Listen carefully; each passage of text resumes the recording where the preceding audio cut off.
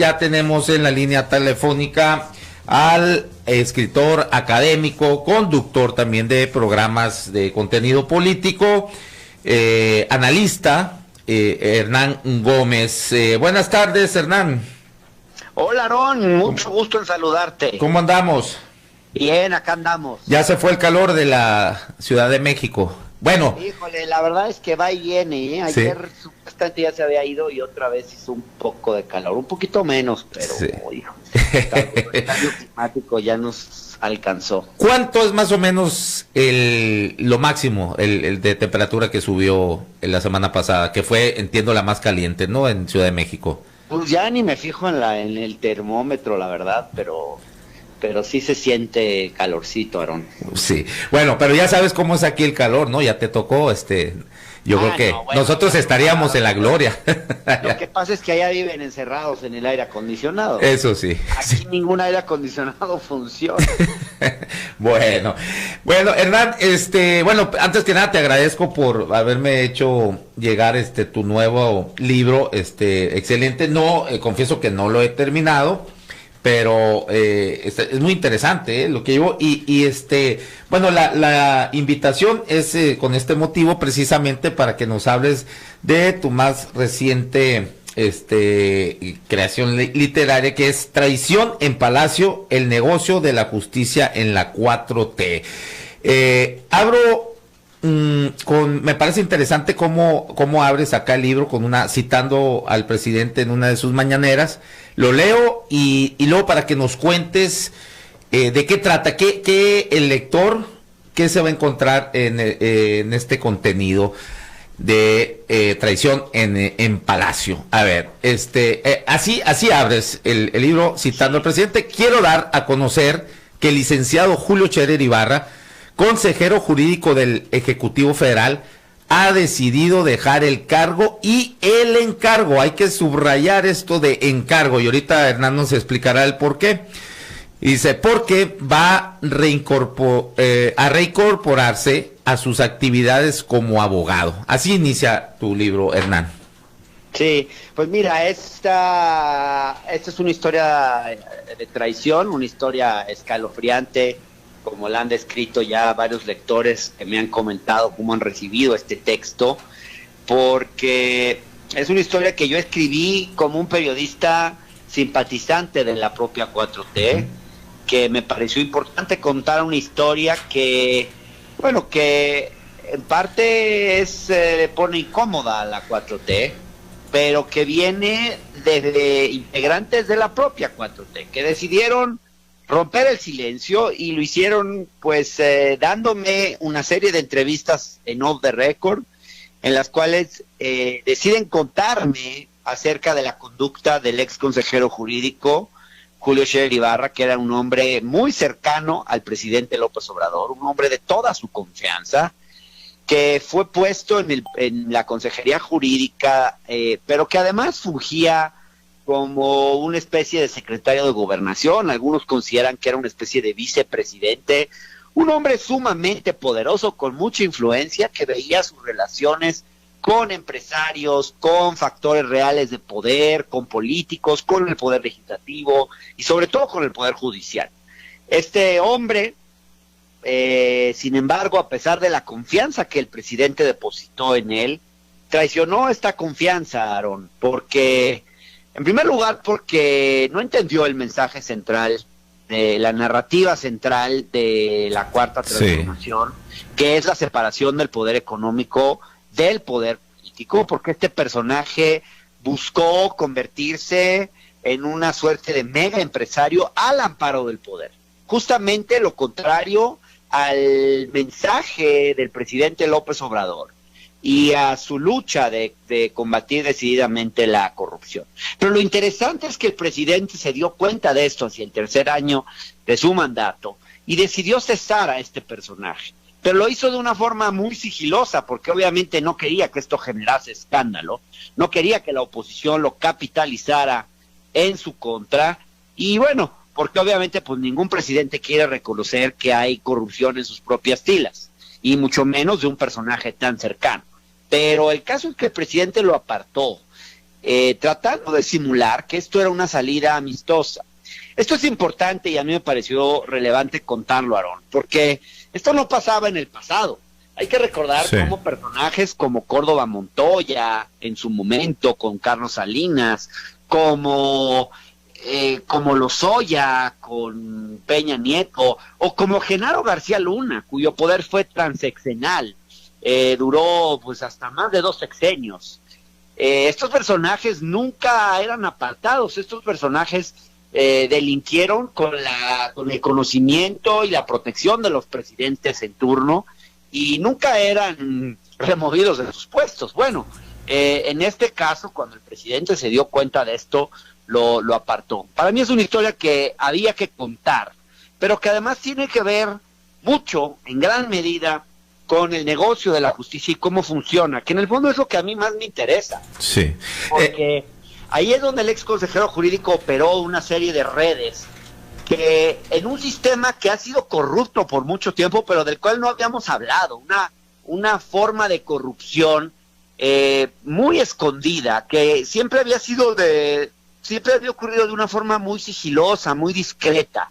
Y el ex consejero, en su voracidad, llegó a operar ese sistema de una manera tan burda, tan escandalosa, tan llena de su propia ambición personal de dinero y poder, una ambición casi enferma, diría yo, que bueno, pues termina evidenciando cómo funciona este sistema.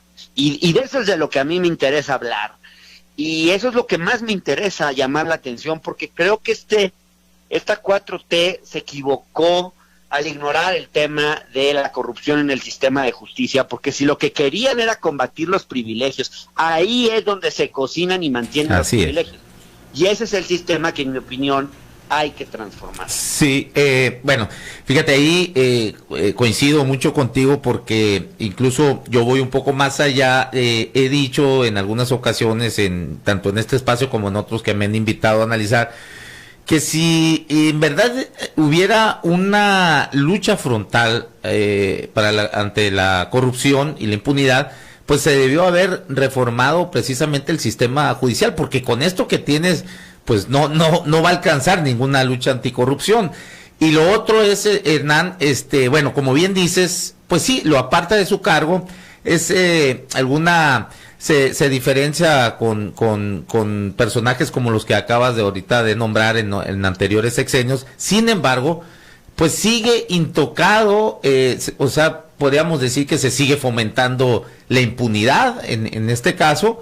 Le cortas ese hilito de corrupción, pero pues ahí está, ¿no? Disfrutando de lo que ya se llevaron, el negocio, el monopolio que creó en este sexenio Julio Scherer en la administración de la justicia, ¿no? Totalmente, tienes razón. O sea, lo que uno esperaría es que ante un caso como un presunto caso de corrupción, un personaje que habría practicado la extorsión, el tráfico de influencias, etcétera, pues que sea realmente investigado, juzgado, condenado, etcétera. Claro, eso es lo que quisiéramos. Lamentablemente hay que ser realistas, Aarón, eso no va a pasar. Sí, no va a pasar, lamento decirlo, no estamos todavía ahí, pero por lo menos yo sí rescato que este personaje haya sido apartado, porque antes esos personajes no eran ni siquiera apartados. Entonces, yo sí creo que un poco las cosas han cambiado. No debemos ser tan pesimistas ni ver todo de una forma a tal punto trágica, porque yo creo que este presidente sí está comprometido en la lucha contra la corrupción. No de la forma que más nos gustaría, ¿no? Quizás esto, y además también creo que el propio presidente se equivocó en elegir a un perfil como ese para un puesto tan importante, y sobre todo en no vigilarlo, desinteresarse por lo que ocurría en una oficina muy cercana a la suya. Entonces, claro que el presidente pues tiene también un nivel de responsabilidad en esto. Así es. Aquí ahí te van 2 preguntas. Una es precisamente esto: el presidente, ¿crees que no conocía? Digo, porque ya tenía antecedentes Julio Scherer Ibarra, por ejemplo, ya por los 90 con la industria azucarera, ¿no? Ahí algo muy turbio que sucedió con no recuerdo, el corporativo Escorpión, sí, algo así, ¿no? Y esa sería una pregunta, si tú crees que el presidente no sabía lo que era Julio Scherer Ibarra, y la otra es, ¿quiénes son los cómplices de Julio Scherer? Bueno, yo he visto el libro, pues bueno, lo estoy leyendo y ya más o menos, pero es para que el público más o menos conozca lo que va a encontrar acá en el libro, porque obviamente este monopolio de la justicia, por así llamarle, pues no puede un hombre solo desde la Consejería Jurídica administrarlo, ¿no? Tenía obviamente cómplices en el Poder Judicial. Desde luego tenía cómplices en el Poder Judicial. Yo señalo varios jueces, porque casualmente los casos que le interesaban a Julio Scherer caían siempre en los mismos jueces y magistrados. ¿Por qué? Si se supone que el sistema de asignación de turnos en el Poder Judicial, los casos que llegan se asignan de forma aleatoria, ¿cómo entonces es que caían siempre en cierto tipo de jueces que eran afines a Julio Scherer Ibarra y a su red de abogados? Esa es una pregunta que tienen que responder el entonces presidente de la Suprema Corte de Justicia de la Nación, Arturo Saldívar, porque es quien a su vez preside el Consejo de la Judicatura Federal, que es la instancia desde la cual se asignan los casos a los distintos jueces, en teoría a través de un algoritmo y un sistema que no es manipulable por el ser humano, pero todos sabemos que sí lo es un sistema que nunca ha sido auditado, porque desde esa posición se controla, por ejemplo, también a los jueces, se disciplina o no a los jueces y se les manda línea. Eso lo hemos sabido siempre, tanto en la justicia federal como en la Ciudad de México, donde esto fue aún más escandaloso, porque Julio Scherer Ibarra siempre tuvo mucha influencia siempre ha tenido y tiene todavía mucha influencia en el sistema de justicia en la Ciudad de México, y bueno, pues esa influencia la utilizó en su beneficio con el apoyo del presidente del Tribunal Superior de Justicia de la Ciudad de México, de Rafael Guerra. Todas estas personas y otras más tienen que responder por este asunto, obviamente. Sí, y la primera pregunta que te decía, Hernán, sobre si tú crees que no conocía los antecedentes de Julio Scherer. Mira, yo creo que el presidente tiene la gran virtud de ser un hombre honesto. De verdad, yo estoy convencido que López Obrador nunca ha tocado un peso del dinero público, ni es un hombre que ambicione volverse rico, ni mucho menos. Pero él a veces es un poco ingenuo a veces, y no se da cuenta que este tipo de personajes, a veces en torno a estos personajes honestos, a veces se enquistan figuras que, refugiándose detrás de su honestidad, delinquen. Entonces, claro, Julio Scherer Ibarra pensó que como él se podía cobijar detrás de la honestidad de López Obrador. Fíjate qué cosa tan perversa. Para decir, bueno, pues nadie va a dudar de este gobierno, porque como el presidente es López Obrador, y entonces él se refugió detrás de esta figura. Y al mismo tiempo López Obrador pensó que al ser, digamos, hijo de quien era, de un gran periodista mexicano que fue Julio Scherer García, un referente de la ética periodística en México, pues pensó que él también iba a ser un hombre honesto. Es uno de los vicios de este presidente, creer que la honestidad es algo hereditario, digamos, y hoy sabemos que no lo es. Tú puedes ser un hombre honesto y tus hijos no necesariamente salir tan honestos. Sí. Y al mismo tiempo, pues, esos casos de los que hablas en los años 90, en los cuales Julio Scherer Ibarra estuvo involucrado en una serie de escándalos por defraudación fiscal en el tema en la industria azucarera. Él estaba en el grupo CASE, consorcio azucarero Escorpión, que cometió una serie de fraudes, etcétera.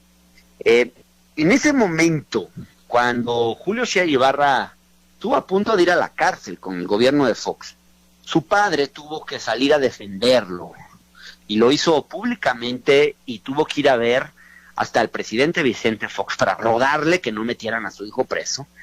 Y obviamente pues presentaron esto como una especie de persecución política por la línea editorial que tenía la revista. Entonces, eso es lo perverso de Julio Scherer Ibarra, que siempre se cobijó en personajes honestos. Primero en su padre, Julio Scherer García, y luego en el presidente López Obrador. Y creo que eso es lo que vuelve a este personaje y su conducta una cosa imperdonable. Sí, sí, bueno, y por ahí está también que es su primo, ¿no? Hugo Scherer, gurú de campañas electorales y esto, pues que también hacen negocios, ¿no? Con gobiernos del estado, de los estados, a quienes les trabajan en la campaña, y después ahí, pues en la mayoría de ellos hay negocio también, ¿no? Es algo, bueno, algo curioso porque, como bien dices, si revisamos la trayectoria de su padre, todo un referente del periodismo acá en México, toda una escuela, ¿no? También, pero bueno, en fin. Hernán, hay algo, en una de tus entrevistas te escuchaba que gente de la 4T, cuando estabas con esta investigación, te decían, no te metas con Julio, es muy poderoso, no te arriesgues. Bueno, sin embargo... Me lo siguen diciendo, Aarón. Bueno, ¿y no ha sucedido ahí alguna amenaza, algo que tú hayas percibido, pues así, como una advertencia o amenaza? Sí, Aarón, tuve que presentar una denuncia penal y tuve que recurrir al mecanismo de protección a periodistas en un momento, porque después de reunirme con una fuente, 30 horas después de que me reuní con una de las víctimas de extorsión del propio Julio Scherer Ibarra, después de que yo me reuní con esa persona en un lugar público, creo que ahí cometí yo una imprudencia porque no fuimos muy discretos en el lugar en el que nos vimos. A las 30 horas me llegó un correo. Entonces sí hubo una amenaza directa y tuve que tomar precauciones. Y luego el otro recurso que utiliza mucho esta gente es amenazarte a través de amigos en común. Te mandan mensajes o de disque amigos, ¿no? Que te hacen llegar el mensaje de forma indirecta. Pero bueno, hay que ser valientes y sí, claro, tomar medidas y cuidarse, pero no dejarse asustar tampoco. Muy bien. Por último, Hernán, se rumora o se afirma muy frecuentemente que Julio Scherer es en estos momentos un recaudador o uno de los recaudadores de Claudia Sheinbaum para su pues pretendida candidatura a la presidencia de México. ¿Es verdad esto o es algo que el propio Scherer se ha encargado de crear esa percepción para de alguna u otra forma seguir teniendo esas influencias cobijado bajo la figura de quien muy probablemente sea la próxima presidenta? ¿Qué me puedes decir de esto? Mira, yo la verdad no tengo información con absoluta certeza. La información que yo tengo del equipo de Claudia Sheinbaum es que no cumple ninguna función Julio Scherer Ibarra en la campaña de Claudia Sheinbaum.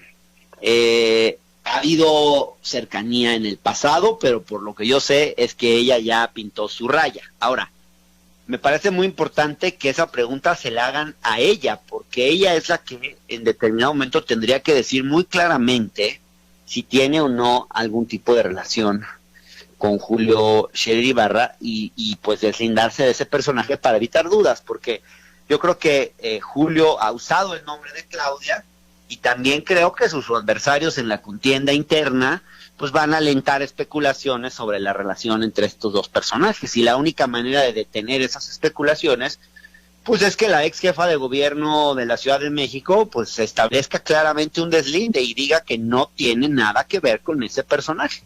Ella es la que lo tiene que hacer. Hasta ahora no lo ha hecho.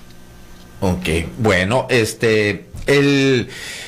la relación entre Julio Scherer y el presidente Andrés Manuel López Obrador, quedó fracturada, o porque vimos en la mañanera de manera aparente que incluso lo llamó hasta hermano, ¿no? Que era su hermano.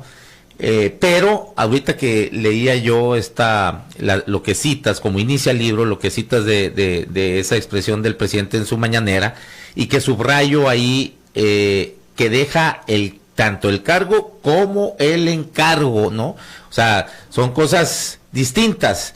El encargo, bueno, es alguien que está comprometido con su proyecto, como cuando anunció que Alfonso Romo que dejaba el cargo, pero seguía en el encargo, que desde fuera le iba a ayudar, ¿no? En este caso no sucedió así.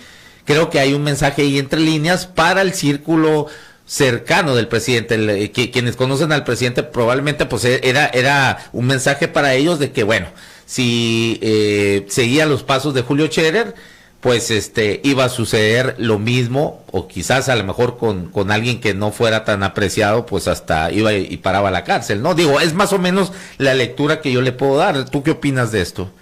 Es bien sabido que en reuniones del gabinete, presidente López Obrador llegó a reprender a Julio Scherer por alentar, digamos, por comprometerse más con una agenda personal que con una agenda, digamos, a favor de la 4T.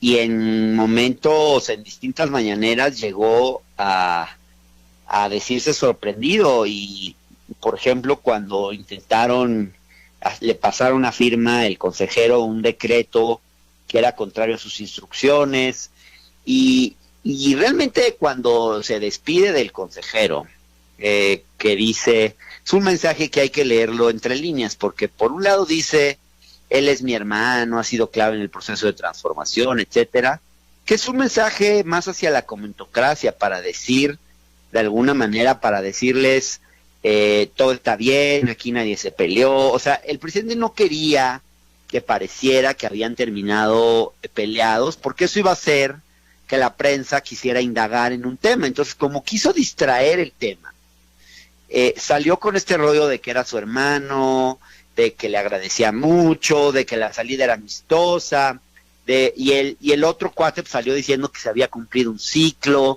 que es un poco lo que uno dice cuando te corren de un trabajo, en realidad, o cuando ya estás hasta el gorro de estar en un lugar y dices que se cumplió un ciclo, ¿no? Es un eufemismo, una manera fácil de no hablar del tema de fondo de por qué te vas. Sí. Porque además, él mismo al menos de un mes de esto, ya salió con una versión diferente. El propio consejero dijo que había tenido que ver con la grilla del fiscal general de la República y de la ex secretaria de Gobernación. Entonces, claramente, si el mismo consejero salió con dos versiones distintas públicamente de su salida, pues es que ahí había algo raro. Pero para mí la clave está en cuando el presidente dice, ha dejado el cargo y el encargo. Sí. Porque lo que quiere decir ahí es muy distinto cómo despidió a Romo que cómo despidió a Scherer. A Romo dijo, no importa que deje su cargo porque sigue manteniendo un encargo, porque aquí lo que importa es el encargo y Romo me va a seguir ayudando. Con Scherer no dijo eso. Con Scherer dijo, aquí termina su cargo y su encargo. O sea, era una manera de decir, aquí se cierran las puertas. Y cuando dice, pues, que Scherer es como su hermano, esas palabras tienen poca importancia, porque quienes conocen al presidente López Obrador saben que no tiene mayor aprecio por sus hermanos. Uno está con Claudia Sheinbaum, otro está con Ebrard, otro está con el PRI. Entonces, es un poco, hay que leer esa mañanera y verla entre líneas, porque tiene mensajes distintos hacia distintos actores, pero a los suyos sí les dijo claramente que ese cuate se iba y que no debía seguir girando en la órbita de la 4T. Si lo ha hecho todavía, y si es que lo sigue haciendo, es más bien a motu propio, porque él quiere seguir colándose por ahí, pero no es porque el presidente lo consienta. Muy bien, Hernán, pues muchísimas gracias. ¿Dónde podemos encontrar este libro acá en Sonora? ¿O quiénes son las librerías que lo están distribuyendo? Está en la Gandhi, no sé si allá hay librerías Gandhi, está en el Sótano, que creo que también tienen, está también, bueno, está prácticamente en todas las librerías. ¿Porrúa? Es la editorial Grijalvo. Porrúa también lo tiene. La editorial Grijalvo tiene una buena cobertura. Se puede pedir en Amazon. Es el título más vendido de Amazon en temas de política y el segundo más vendido de Amazon México en este momento. O sea, el libro está siendo un éxito editorial. Estoy contento por eso, pero sobre todo porque me importa que este mensaje llegue y que ojalá que quienes tienen en sus manos que historias como estas no se repitan, realmente hagan que no se repita. Y para eso hace falta que acepten y que se comprometan con reformar el sistema de justicia, que es el más opaco de todos los poderes, el sistema de justicia, la verdad. O sea, poco hablamos de lo que pasa en el Poder Judicial, y lo que pasa ahí, la corrupción que existe ahí adentro, es mucho peor que la que existe, en el Poder Legislativo, en el propio Poder Ejecutivo. Yo creo que esa sería la gran asignatura pendiente para el próximo gobierno. Muy bien, excelente, pues muchas gracias y felicidades por el éxito que estás obteniendo con este nuevo, tu más reciente libro, que se llama Traición en Palacio, y como subtítulo, El negocio de la justicia en la 4T. Pues ahí los puede encontrar en librerías como Porrúa, como Gandhi, y en Amazon también, ¿no? Y como pues nos los acaba aquí de afirmar Hernán Gómez, es el segundo libro más vendido en estos momentos en Amazon. Pues bueno, muchas gracias, Hernán, estamos pendientes, te mando un abrazo. Gracias, Aaron, hasta luego. Bueno, vamos a una pausa comercial y regresamos en 3 minutos, no le cambie, ya está lista la entrevista, bueno, la colaboración con Rafael Higuera, el abogado experto, especialista en temas de transparencia. Regresamos en 3 minutos, esto es En la Radio con Aaron Tapia, no le cambie.